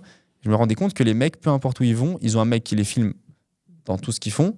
Ils ont en même temps, ce même mec fait des photos ou des vidéos. Et même limite, tu es au restaurant, dans les 10 minutes qui suivent, ton photographe t'a pris en photo en train de manger et la photo est déjà postée avec le gérant du restaurant, machin. Nous, on est encore dans une optique où de temps en temps, on fait une photo avec son téléphone, finalement, on la trouve moyenne, 3 mois après, on n'a plus envie de la poster. Voilà, Ciao. on perd la dynamique. Ouais. En fait, ces mecs-là, ils sont tout simplement accompagnés dans tous leurs déplacements d'un créateur. Et on voit bien la différence. Si on est actif sur les réseaux sociaux, on vend plus. Et c'était une fausse croyance que j'avais pendant longtemps, mais au fur et à mesure où je découvre ce monde-là, en fait, je m'aperçois que C'est utile. c'est utile. Et puis c'est surtout que tu restes présent dans la tête des gens. Les gens se disent ah bah tiens, il est visible, il fait ça, donc c'est quelqu'un qui doit être honnête.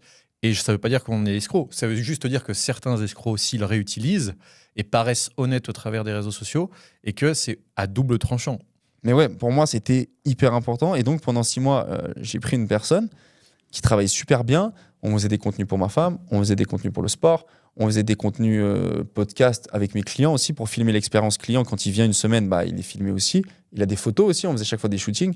Et du coup, c'était super intéressant de pouvoir vivre avec une personne qui fait du contenu. Maintenant, la seule contrepartie, c'est que forcément, tu as un peu moins de moments privés. Ouais. Tu es constamment avec t'es focus pour ton business. Tu peux te faire filmer dans tous les endroits. C'est ça le problème, c'est que tu n'as plus trop ce côté privé. Donc, en charge mentale, c'est vrai que, autant pour la personne qui filme, elle vit tout le temps avec toi, il y a des moments, elle n'a pas envie de voir ta tête, tu vois. Donc, je comprends aussi, bien sûr, dans les deux sens. Mais c'est vrai que, par contre, comme je t'ai dit, on est arrivé sur je pense, 800 formats courts, donc formats réels, TikTok qui sont prêts. Je vais avoir 80 vidéos YouTube, genre 400 photos en 6 mois. J'ai limite 2 ans de contenu, tu vois. Mais c'est pas posté. Qui dit créateur de contenu ne veut pas dire gestion des réseaux sociaux. Il crée le contenu. Après, il faudrait une personne qui le poste pour toi. Eh ben, ça tombe bien que tu me parles de ça parce que la prochaine partie du podcast s'intéresse à ça, justement. J'ai devant moi le nouvel outil connecté IA. Aïe, aïe, aïe, aïe, aïe. Alors, comment te dire ça? J'ai devant moi, et je vais te le donner comme ça, mais tu as devant toi une petite feuille avec des entrepreneurs et entrepreneuses. Il doit en avoir une vingtaine, je crois. Tu vas m'en sélectionner 10. Il y a notre cher Yomi National, bien sûr. Il y a des sacrées têtes. Ça, c'est un truc que je vais reprocher après aux entrepreneurs français. Il faut de l'aide, les gars, je vais leur en donner, mais on a peu de charisme dans l'entrepreneuriat français, malheureusement, en tant que masculin comme féminin, mais on a peu de charisme. Vas-y. Alors, dans les noms, on a Yomi Denzel, Olivier Roland, Théophile Hélier, Jean-Luc Monteagudo, Stan Leloup. T'es pas dans l'ordre, t'as oublié Maxence Rigotier déjà. Ouais, mais je l'ai. Ah, tu l'as pas dans le même ordre que moi. Non, je l'ai pas dans le même ordre. Vas-y. On a Alexandre Roth, Sébastien Knight, Enzo Honoré, David Laroche, Lingencia, désolé si j'ai écorché, Antoine BM, Nathalie Antonio, Cédric Anesset, Léo Guillot, Lucas Biver, Romain Collignon, Maxence Rigotier, Fabien Olicard, Anthony Nevo et Tougan Barra. Il y a quand même beaucoup de créateurs de contenu qui sont business en ligne, lesquels tu nous as sélectionnés sur... Selon quels critères? Il n'y a pas de critères. Tu vas comprendre pourquoi. Donc quand je dis sélectionner, peu importe. Tu les prends et peu importe qui va devenir je dois ensuite. Les nommer. Ouais. Et tu les nommes et puis tu les écartes. Et tu les gardes et les autres, tu les enlèves. Dis quand même les noms je pour prends ceux qui notre Yomi National pour le parcours et pour la Patriote, le côté suisse, tu vois. Je prends Maxence Rigotier parce que j'en ai bien rigolé du personnage et que je pense qu'il aurait besoin d'un travail de glow-up qu'on pourrait lui apporter. Ok. Théophile Hélier parce que j'aime beaucoup le glow-up d'ailleurs qu'il a eu. Parce que quand je cherche un entrepreneur YouTube, etc., je vais toujours voir ses premières vidéos. J'adore. Ouais. Et du coup, je vais la voir après. Et je trouve qu'il a un avant-après incroyable physiquement total de glow-up, quoi, du coup. Je vais prendre Lucas Biver parce que je le croise dans ma salle de sport. Ah, il est à Marbella aussi? Ouais. Okay. Je le croise... Monsieur a un coach, attention. Voilà. Jean-Luc Monteguido parce que j'adore son élocution et que dans une de ses formations à l'époque, j'avais lu un truc genre, il programmait des mails à 3h du matin pour ses clients où il écrivait que malgré la fatigue, il se devait de répondre à 3h du matin à son client tellement... Voilà. Alors que non, il le programmait juste à 3h du matin pour que ça colle et je trouvais ça très très smart. Stan Leloup, j'aime bien le personnage et j'avais lu son livre. Il est où Stan Leloup? C'était, je crois, avec le sac à dos, l'histoire du livre. Alors David Laroche, pareil, je trouve que le charisme n'est pas là, mais le travail est incroyable sur les années... il a clairement des grosses parts du marché. Ok. Parce qu'en fait, il y a des entrepreneurs que tu as choisis qui aujourd'hui sont beaucoup moins visibles que Yomi, mais pourtant qui écrasent en termes de chiffres. Tu penses? on a accès à pas mal d'infos pour D'accord. plusieurs raisons, parce qu'on travaille avec certaines de leurs équipes. Je pense qu'on va en prendre juste 2 encore. Ouais, alors tu je prends verras. Antoine BM parce que j'aime bien la simplicité de la personne. Je prends Cédric Anissette aussi pour le côté un peu bad boy. J'aime bien. Je me sens plus représenté. Et évidemment, pour moi, la personne qui m'a le plus touché, je dirais, dans son élocution et son discours, et je me sens le plus dans sa mentalité, c'est un Tugan, tu vois. Ok. Qui va droit. Ouais, il fait pas dans la dentelle. J'aime bien le mec, il est pas là pour. Tu vois. J'aime le rentre dedans, moi. J'aime la sincérité et j'aime les personnes qui sont pas là pour faire semblant, qui se donnent. Ce qui va suivre, t'es pas au courant, mais pour ceux qui connaissent pas, voici une tier list. Et dans cette tier list, je sais pas si tu connais le principe. Pas du tout. Le principe d'une tier list, c'est qu'on part de la note la plus basse au S, c'est le GOAT ultime. Ok. Comment toi tu les classerais et pourquoi? Alors, Maxime Rigotier, je le mets dans le D. Bah, je trouve que le personal branding, peu importe que ça marche ou pas, hein, encore une fois, j'en viens toujours, les gens disent toujours oui, mais il fait de l'argent. Ouais. Il n'y a pas que ça, tu vois. Donc pour moi, je pars du principe que son branding peut être clairement amélioré. Ouais. C'est le genre de mec qui te fait des podcasts hyper bien tournés, hyper bien filmés, qui font 100 vues, par exemple. Mais le mec, il va surenchaîner 10 épisodes à la place de travailler sur une stratégie pour que l'épisode où il s'est fait, entre guillemets, chier à faire ce travail, soit à sa juste valeur, soit en mettant des ads, soit en faisant des formats plus courts, soit en retravaillant pour que ce soit un peu plus percutant. Non, Ouais. le mec, il va te faire 20 épisodes qui font tous 20, 100 vues, tu vois. Et c'est là où moi, je trouve que dans la démarche, le personnage peut être amélioré, les idées de sujet peuvent être un peu plus piquants, et puis, du coup, on peut investir, vu qu'apparemment, cette personne fait de l'argent, pourquoi il n'investit pas en ads Sur sur ça. son contenu, Ouais. en retargeting, peu importe, voilà. Bon, Jean-Luc Monteguido, je le mets aussi là, parce que malheureusement, il est plus dans le game. Il fait de la musique maintenant. fait de la musique, Moi, il le c'est fait- Jack. je Il le crois. fait très bien, mais il était très bon dans l'autre. Pourquoi il nous a lâchés en route? Est-ce qu'il a des casseroles? Je sais pas. Mais je trouve dommage que j'aimais bien. Donc pourquoi tu n'es plus là, tu vois? Ok. Voilà. Ensuite, Stan Leloup, je le mets aussi par là. Mais ça, c'est rien de personnel. C'est juste que moi, personnellement, j'ai décroché. Du coup, je peux plus le mettre en haut si j'ai décroché. Mais il a très bien fait son travail.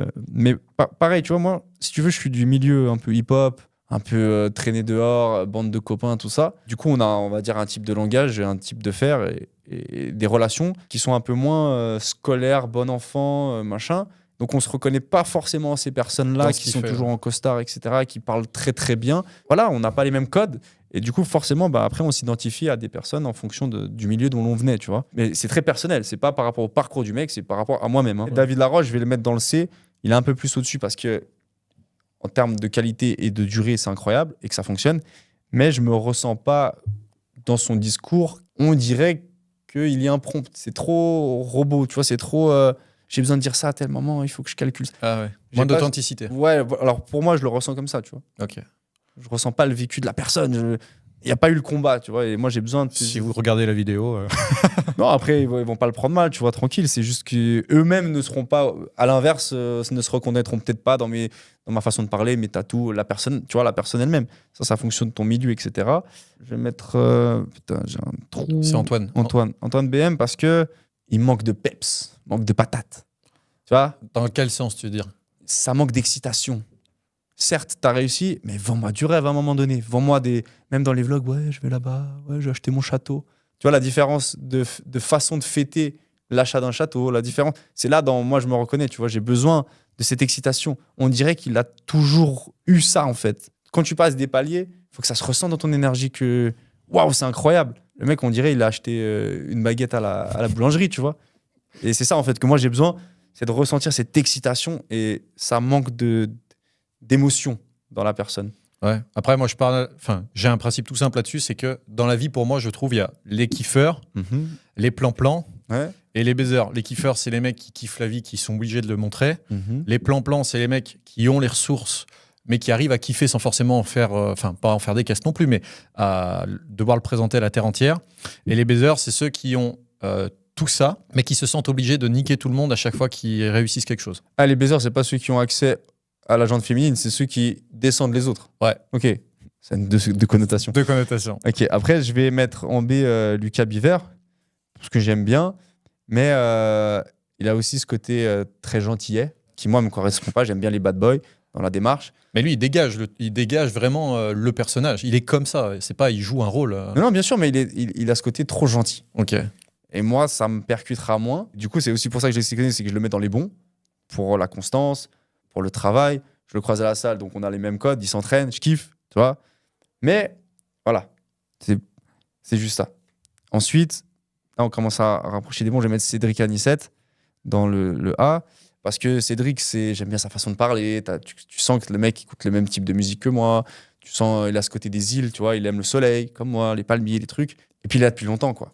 Il a une constance incroyable. Je pense que ses premières vidéos remontent peut-être à 10 ans, 11 ans. Ouais. Donc le gars est précurseur dans ce domaine. J'aime bien aussi quand les gens ils tiennent dans le temps parce qu'ils n'ont pas de casserole, tu vois. Ils n'ont pas de grosses cams à leur actif. Ils n'ont pas de... Après, je sais pas tout. Hein. Moi, je ne m'intéresse pas à la vie de tout le monde. Mais si tu es encore là, à un moment donné, tu t'es pas fait tirer dessus, tu es là, tu vois. Donc je kiffe ça. Et je vais mettre... Théophile Hélier, je vais le mettre là aussi. Parce que je trouve que dans son contenu, surtout Instagram, c'est devenu trop... il le fait pour le faire, dans le sens, il y a plus ce côté humain, je pense qu'il a tout délégué. Et à un moment donné, il nous faisait les trucs de citation entrepreneur, une photo de lui, citation, un contenu. Ça manque de l'humain. Ouais. Ça manque du vlog, ça manque de la réalité de son business au quotidien. Et ça manque de... Le mec voyage, mais sur les réseaux, on ne ressent pas cette énergie-là qu'il mettait avant, tu vois. Et je trouve que quand tu dois poster juste parce que justement, tu as une équipe qui doit poster à telle heure tel contenu, t'as plus cette fougue de « Ah, ouais, là, je suis là, ta. » Et c'est pour ça que j'aime la personne et j'aime le personnage. Mais je trouve que sur son branding et ses contenus, on est trop dans une routine parce qu'il faut le faire. Ouais, et j'ai plus cette excitation dans le truc parce qu'il a déjà réussi, c'est très bien. Mais du coup, on ressent qu'il est où le next step maintenant. Et c'est là où moi, je pense que peut-être dans sa vraie vie, il a des next steps qui va, mais on le voit plus. Il y a plus ce truc de « Ah, il a fait ça ». Tandis que Yomi, du coup, on le met dans les GOAT. Ok. Déjà parce qu'il est suisse. Donc Yomi en rang S. Voilà, parce que, on va dire, on est de la même région, tu vois. Donc, on connaît un peu les mêmes choses. On est passé par un peu les mêmes choses. Vous avez fait la soirée avec... vous avez fait des soirées aussi avec son frère Non, moi, personnellement pas. Je l'ai déjà croisé en boîte, mais moi, j'ai pas fait des soirées avec. Mais Yomi, ce que je kiffe, c'est la constance, elle est incroyable. Les stratégies, souvent, il est précurseur. Donc, souvent, il est copié, mais il est précurseur, en tout cas au niveau francophone. Ce que je kiffe, c'est que malgré une réussite, il y a toujours un next step qui arrive et il en remet toujours une couche, tu vois. Même si t'en as marre de le voir, peut-être, pour certaines personnes, tu peux que respecter. Parce qu'il n'a pas vraiment des faux pas, tu vois. Et ce que je kiffe aussi, et ça je trouve c'est un truc super important, c'est quand tu vois que l'entourage de la personne reste la même, ça en dit long sur la personne. Tu dis sur l'évolution de la personne? Quand une personne, elle commence à zéro, et peu importe elle va où, si elle arrive à garder le même cercle et à emmener son frère, ses amis, ses parents avec, c'est que la personne, elle est potentiellement fiable. Elle n'a pas retourné sa veste. C'est pas, dès que j'ai un peu d'argent, je traîne avec les autres. Il a fait monter, ou peut-être même, après, on connaît pas, moi, je connais pas l'équipe, mais de ce que je vois, c'est que toute l'équipe monte, toute l'équipe mange. Tout le monde vient aussi à Dubaï, tout le monde passe des bons moments avec lui. C'est pas, j'ai réussi, je coupe le lien avec tout le monde parce que pour moi, ça va bien, je profite tout seul. Et moi, je kiffe ce côté, je prends les gens avec, je les mets avec moi, je fais monter tout le monde. Okay. Et ça, moi, je kiffe ce côté-là. C'est un peu les rêves de gosse dans chaque personne qui a grandi dans un quartier populaire, entre guillemets. C'est que voilà, on est tous issus de plusieurs milieux différents. Et notre rêve, c'est qu'on s'en sorte tous ensemble.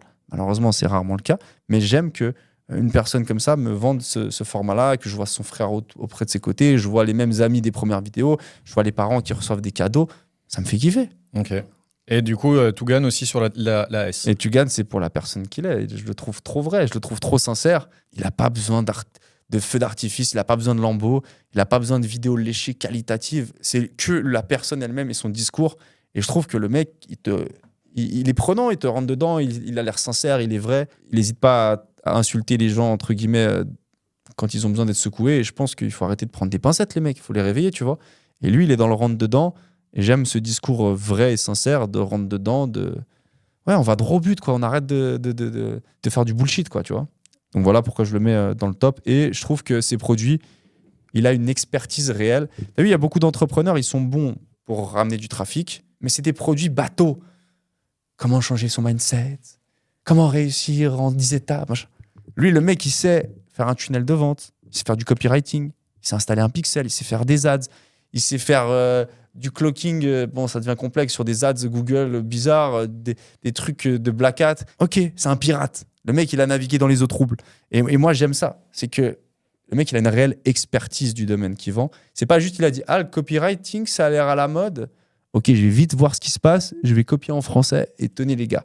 Non, le mec, il a implémenté ses techniques et lui-même, avant de te vendre ses techniques, il les a utilisées. Il a réussi à faire de l'argent avec et il est legit dans ses explications. Et tu ressens quand un mec il maîtrise un sujet ou quand le mec répète un discours d'un sujet, surtout quand tu es dedans, tu le vois. Les extérieurs, ils ne le savent pas.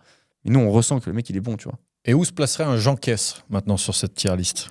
Alors, le problème de Jean Caisse, c'est qu'il a tellement. Glow up. Non, il a tellement fait de choses dans son parcours entrepreneurial. Il a tellement aimé le web, c'est qu'il s'est perdu, en fait. C'est qu'il est capable de. Tu sais, quand le gars il est spécialisé TikTok Ads, Jean Caisse, il a fait Google Ads, Display, il a testé la reconversion sur truc. Il est parti là-bas. En même temps, il a fait ça. Il a fait du codage. Et du coup, Jean Caisse, il n'arrive jamais à se mettre dans une case. Et quand on me demande si tu fais quoi dans la vie, j'ai aucune idée. Je vis au jour le jour et dès que je trouve un sujet qui m'intéresse, je dois le poncer, je dois être le meilleur de ce sujet. et c'est dur parce que Bienvenue. du coup, dès que tu... Et tu as aussi ce truc de dès que tu maîtrises un truc, il est plus intéressant. Ouais. Next. Alors qu'en vrai, il faudrait. Non. Il y a trop de choses. Il y a trop de choses. Je peux pas me dire, ouais, je suis que bon en email marketing et je reste dedans. Pour moi, il faut que je sache tout. Et tu vois, quand un mec, il fait de l'email marketing, il commence, c'est bon, mon mail l'a envoyé. Mais non. C'est quoi une signature d'Ekim? C'est quoi ça? Il faut que ça. Mais pourquoi, des fois, j'ai un taux de conversion? Pourquoi le spam? Mais alors, je peux pas en rester à un truc. Il faut que. Je dois poncer un sujet. Je peux pas m'arrêter, tu vois. Et c'est ça, en fait, je pense que c'est ce qui va me différencier, c'est que je pourrais jamais m'arrêter et je pourrais jamais me contenter. Je dois toujours tout savoir. Et pour la moyenne des gens, c'est chiant parce que du coup, tu poses trop de questions, mais je veux toujours savoir. Je peux pas me permettre de pas vraiment savoir. C'est vrai que pour ceux qui connaissent pas Jean Caisse, les premières fois qu'on s'est rencontrés, je ne compte plus le nombre de pourquoi qu'il m'a posé quand je lui expliquais des choses. Ah ouais, parce que si tu fais ça, pourquoi on ferait pas ça? Mais en faisant ça, pourquoi on n'a pas fait ça? Mais alors on peut optimiser ça. Ouais, donc on peut faire vrai. l'upsell ici. Et... Parce que pour moi, c'est ça l'intelligence. Tout le monde peut faire de l'argent, tout le monde peut marcher. Mais qu'est-ce qui fait que quand je te rencontre, on peut arriver sur du x2 de ce que tu avais déjà fait marcher? C'est ça c'est l'optimisation qui m'excite.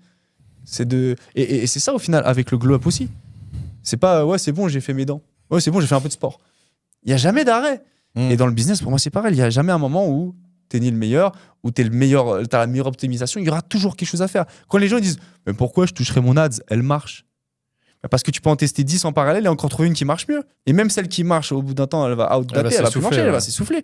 Donc à quel moment tu penses qu'il y a une finalité? Il n'y a jamais de finalité dans la vie. Et malheureusement, on est dans une triste réalité où les gens sont focus sur l'autodestruction à la place de l'amélioration au quotidien. Si chaque jour tu faisais des petites choses qui vont dans le sens de l'amélioration, après 10 ans, t'es loin. Mais si chaque fois tu fais des choses pour te détruire, non mais ça va, c'est qu'une cigarette, non mais c'est qu'un verre d'alcool, non mais c'est que ça de temps en temps. Mais sur les 10 ans, la répercussion, elle est horrible. Et c'est ce qui fait que dans 10 ans, les mecs, ils sont là. Ah, bah ouais, je suis fatigué, ça marche plus. Ouais. Bah ouais, t'as fait que de la merde pendant 10 ans et ça a fait un effet compound sur 10 ans. Pendant que l'autre, il a fait et du sport et des trucs et voilà, il a kiffé sa vie. Il a étudié, il a évité de sortir dans les endroits sombres. Pour moi, la vie, la réussite, c'est quoi? Elle est aussi simple que ça, c'est éviter les pièges. La vie est remplie de pièges. Plus tu les évites, plus tu as de chances de réussir. Plus tu te prends les pièges, plus tu finis qu'à bosser, tu vois. Et pourquoi on glorifie, surtout dans mon milieu qui était le hip-hop, etc., on glorifie le négatif. Tu vois, on glorifie le fait, ouais, je vais me foutre en l'air, je vais commander 10 bouteilles, je vais fumer jusqu'à ne plus vomir, machin. Ok, mais à la fin de ta journée, ça t'a apporté quoi? Tu vois, et même j'arrive pas à comprendre comment l'humain, et pourtant, tout le monde fume, entre guillemets, la cigarette, mais c'est marqué sur le paquet que ça va te tuer et ça coûte 5 à 10 euros. Le calcul, il est simple. Si tu devais dresser une liste des points positifs et négatifs, t'achètes pas ce produit. La balance, elle est merdique. Tu vois? Et pourtant, l'humain est fait que, bah non, je vais acheter ça. Quand même, t'achètes un produit qui est marqué que tu vas crever dessus avec un trou dans ton truc. Ah ouais, c'est ce qu'il me faut. Et c'est là où je me suis dit, waouh, en fait. Mais les gens achètent aussi des biscuits qui sont blindés de sucre pour juste le principe d'avoir du sucre dans le sang. Et c'est là où moi j'ai eu le déclic, si tu veux, c'est que mon meilleur ami, malheureusement, est décédé d'overdose, donc de drogue. Et depuis ce jour-là, moi, j'ai jamais été dans ces trucs-là. J'ai toujours été avec des gens un peu, boire un peu, fumer de temps en temps pour voir ce que c'était. Mais je me sentais pas dans mon truc. Je me disais, c'est pas fait pour moi, c'est pas ma place. Et quand j'ai découvert le sport et que mon meilleur ami est décédé, ça a remis beaucoup de choses en question. Et je me suis dit, mais pourquoi on en est arrivé là? J'ai analysé les choses.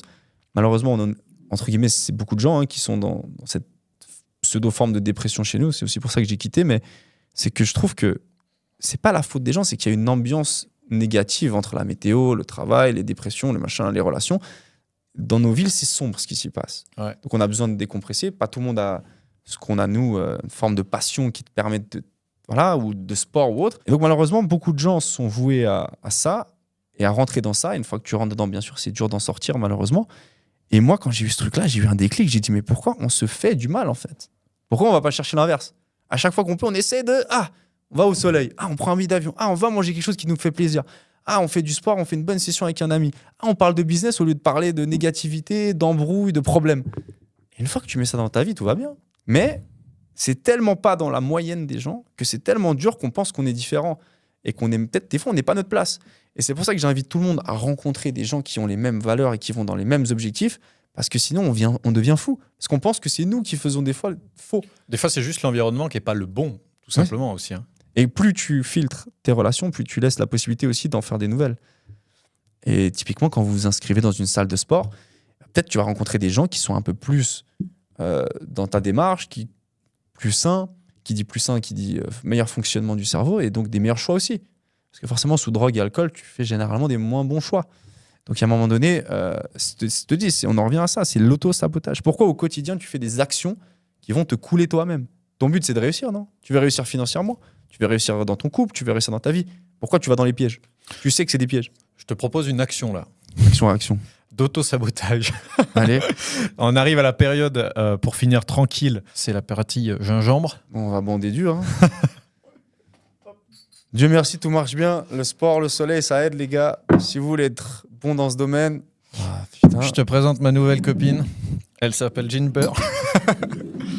Et il y a... Attends, pardon. Voilà. Waouh. Un gros concentré de gingembre.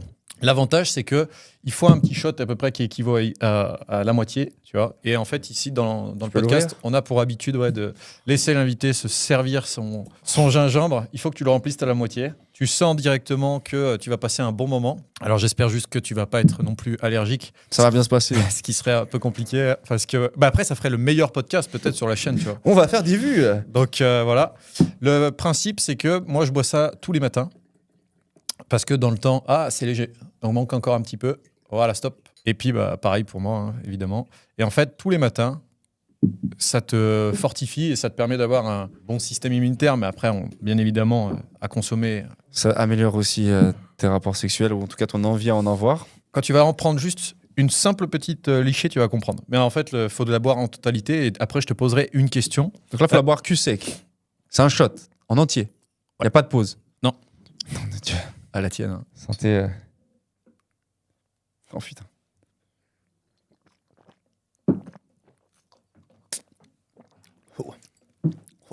Alors, mon gars. Wow. Il est là, hein. Et en fait, ça monte progressivement. On est là, hein. Ça monte progressivement. Et j'ai une dernière question pour toi. Aujourd'hui, ouais. J'ai un peu chaud aussi. Aujourd'hui, c'est quoi les valeurs qui t'animent et vers quoi tu veux tendre à long terme? Je pense que moi, tu sais, toute ma jeunesse et tout ça, j'étais assez acheteur compulsif de choses qui servent à rien. Beaucoup au niveau vestimentaire, mais en général. Je pense que le sport, l'avantage, peu importe le sport encore une fois, c'est que le bien-être qu'il m'a procuré m'a fait que je me suis renfermé dans ça et qu'il y a beaucoup de choses inutiles que j'ai pu supprimer du fait que je me sentais mieux dans cette catégorie-là. Et j'ai simplifié mon mode de vie et j'ai moins d'attentes de la vie parce que j'ai trouvé mon équilibre et mon bien-être dans cette chose-là. Okay. Donc, il y a beaucoup de choses. Encore une fois, on en revient sur les achats compulsifs, le shopping. Beaucoup de femmes adorent ça. Et des hommes aussi. L'alcool et la fête, la drogue, etc. Mais c'est des décompressions qui ne sont pas forcément bonnes pour le compte bancaire ou la santé mentale ou la santé physique, peu importe. L'avantage de la décompression à travers le sport, c'est que de un, elle décompresse tout autant, voire mieux. Donc, elle te permet d'être beaucoup plus relaxé, détendu. Donc, tu parles mieux aux gens aussi. Parce que forcément, quand tu as des journées pénibles, peu importe ton secteur, peut-être une personne qui n'a rien fait, elle va s'en prendre plein la gueule. L'avantage, c'est que c'est dans le sport, que c'est dans la machine, c'est dans le cardio, c'est dans le sac de boxe, voilà. C'est là-dedans que tu vas faire ça. Tu ressors, tu es libéré. Donc, tu respectes beaucoup mieux les gens qui t'entourent. Ça devient plus leur faute parce qu'au final, ce n'est jamais leur faute, c'est la tienne. Et tu fais des choix où tu te dis, putain, je suis bien. J'ai pas besoin de paillettes autour de strass, parce que j'ai trouvé quelque chose qui m'apportait ça. Et je le souhaite à tout le monde de comprendre la valeur, parce qu'il y a encore beaucoup de gens qui jugent un peu ce truc, genre, ouais, c'est juste pour gonfler des bras. Et en fait, ils se rendent compte que c'est pas du tout ça. Et de toute façon, au bout d'un moment, tu grossis plus tant que ça, quoi. Tu y vas pour maintenir une forme, mais c'est tout ce que ça t'apporte. Tu sais, je vois, dans la vraie vie, il y a très peu de gens qui te saluent. Oui. Quand tu ne les connais pas, d'ailleurs. C'est vrai, c'est vrai. Et donc, dans la rue, on est rarement salué par des inconnus. Tandis qu'au sport, il y a un truc de respect de « Ah, je t'ai déjà vu, ça va ?» On se connaît pas du tout. Mais il y a ce truc de sourire. Et tu vois, l'énergie, elle est positive. Encore plus chez nous, parce que on a les rayons de soleil. C'est en plein air, donc forcément, on peut être à torse nu, on rigole. Parce que l'heure où on enregistre, il faut savoir que... Ah, alors, je me trompe, mais ça va. Un rayon, je rapporte le soleil de Marbella. Il y a un rayon de soleil qui est apparu, mais sinon, il y a quelques heures, c'était absolument pas ça.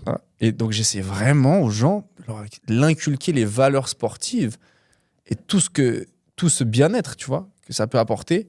Et je l'ai vu sur moi, comme sur mes clients à long terme. Tous ceux qui ont continué, leur vie a changé pour de vrai. Et on n'est plus dans cette... Ouais, c'est plus l'objectif, c'est plus le physique, c'est le 360 que ça t'apporte. Et donc, je conseille vraiment à tout le monde de pouvoir bénéficier de ça, parce qu'on est dans malheureusement une époque où il y a beaucoup de pièges, et le sport permet d'éviter les pièges. Après, il y en a aussi dans le sport des pièges. Il y a aussi un côté très malsain qu'il faut éviter. Donc, c'est pas tout rose. Mais il faut éviter les pièges en général. Sans rentrer plus dans les détails, les 3 valeurs qui te composeraient. Alors, moi, je pense que c'est l'authenticité. Ouais. J'ai pas ce truc de faire semblant quand une autre personne rentre dans la pièce. D'ailleurs, on me le reproche souvent dans certains milieux. Ouais, mais t'aurais pu faire un effort. Oui, mais il faut pas dire ça. Oui, mais bah non, je suis comme je suis. Tu m'aimes, tu m'aimes pas. Bah tu parles pas avec moi.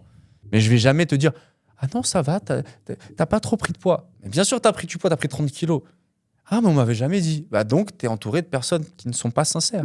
Et moi, je suis pour l'amélioration de la personne. Donc chaque personne que je rencontre, peu importe si après elle me déteste sur le court terme, je vais lui dire ce qui peut améliorer, parce que mon but, c'est que chaque personne devienne meilleure. Je viens rarement ici, mais quand je reviens, j'espère que les personnes avec qui j'ai discuté, j'ai pu leur apporter quelque chose comme elles m'en apportent. Mais pour moi, c'est ça la finalité, c'est viens, on s'apporte des choses. Et est-ce qu'il y a eu une évolution alors depuis la dernière fois qu'on s'est vu ? Franchement, toutes les personnes que j'essaye de encore donner du crédit et du temps, c'est des personnes qui acceptent ça, qui acceptent de s'améliorer, qui acceptent de vouloir, qui sont dans cette volonté d'évolution. Parce que moi, j'ai souvent essayé de un peu forcer les gens à s'améliorer, et malheureusement, tant que la personne ne vient pas d'elle-même, ça fonctionne pas. Par contre, dès qu'une personne est prête à venir vers moi pour discuter, et ça se ressent dans la manière d'écouter, elle écoute beaucoup plus qu'elle discute, là, je donne tout, parce que j'adore. Et ça m'a desservi au début, parce qu'à Marbella, j'acceptais limite des inconnus chez moi pendant une semaine, et je les coachais gratuitement, tu vois. Et ma femme, elle m'a dit, mais qu'est-ce que tu fous, tu vois? Moi, non, mais il avait besoin d'aide, il fallait que... Elle me dit, oui, non, mais à un moment donné, c'est chez moi, quoi, tu vois. Et je la comprends. Mais c'est pareil pour ma femme.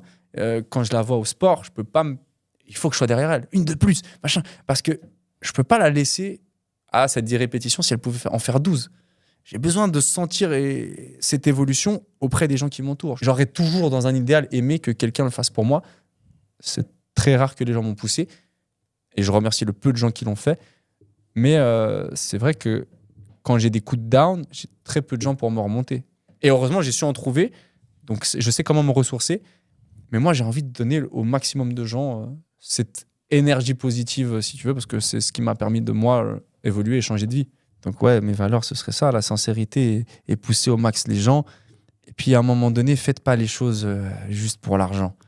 Parce que ça marche jamais, malheureusement. Ça marche pour les vendeurs de formation, parce qu'ils te vendent du make money. Donc, le gars achète pas parce qu'il aime l'e-commerce. Il achète parce qu'il a vu des tableaux Shopify avec 20 000 par mois.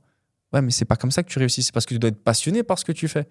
Tu vois ? Et ça, c'est important de comprendre. Vous aurez jamais de résultat si vous n'êtes pas passionné par le travail. C'est le process. En fait, nous, on kiffe pas par le résultat financier que ça nous apporte. On kiffe par rapport au process. Tu vois ? Parce que vous serez toujours plus excité par le process et le projet que par l'argent. Et c'est pour ça qu'on voit beaucoup de mecs à la retraite, ils sont en dépression. C'est parce qu'ils font plus ce qu'ils aimaient. C'est plus l'argent, ils ont l'argent. C'est parce qu'ils kiffent le truc. Et c'est pour ça que je peux pas me contenter d'un secteur. J'ai toujours envie d'évoluer dans tous les secteurs. Je kiffe l'apprentissage du process, tu vois. Et je fais une dédicace. Hey, la caméra, je sais pas si elle voit ça. Si, elle voit. Hein, Smartdex, les gars, j'ai tout mis la daronne à l'abri là-bas. Donc non, mais je fais une petite dédicace parce que c'est justement, on parlait des gens qui t'élèvent vers le haut. Ouais. Et c'est une personne qui financièrement et mentalement est beaucoup plus loin que moi. Ok. Et a su toujours me répondre et m'accompagner et qui a pris du temps alors qu'elle n'y gagne rien. Donc je salue cette personne qui se reconnaîtra et qui m'aide toujours. Et donc ça me fait plaisir de voir qu'il y a encore des gens, c'est pas pour me vendre un coaching. C'est parce que sincèrement, il y a une connexion. C'est ce qu'on expliquait tout à l'heure. Et que financièrement, elle n'a pas besoin de moi. C'est rare qu'à l'inverse, elle me demande quelque chose. Mais du coup, quand je peux, moi, apporter quelque chose, là, c'était pour le design du t-shirt où j'ai mis ma petite patte et pu produire ces t-shirts. C'est que moi, derrière, je soutiens ce projet parce que je trouve que l'équipe est incroyable et parce que en crypto, on n'est pas là pour faire un chapitre crypto. Mais voilà, je sais que moi, cette technologie crypto, j'ai toujours adoré. L'investissement long terme, je trouve intéressant. Et l'équipe qui gère ce projet, je la trouve solide. On est en Suisse, on a des mecs fiables. Et voilà, je peux que apprécier et je sais qu'il n'y aura pas de scam comme malheureusement on a vu sur les pump and dump sur Telegram. C'est pas du tout l'optique de ce genre de personne qui est déjà bien. C'est de réellement faire un projet. Et donc on en revient à le pourquoi. Voilà, c'est pour le projet et c'est pas pour l'argent.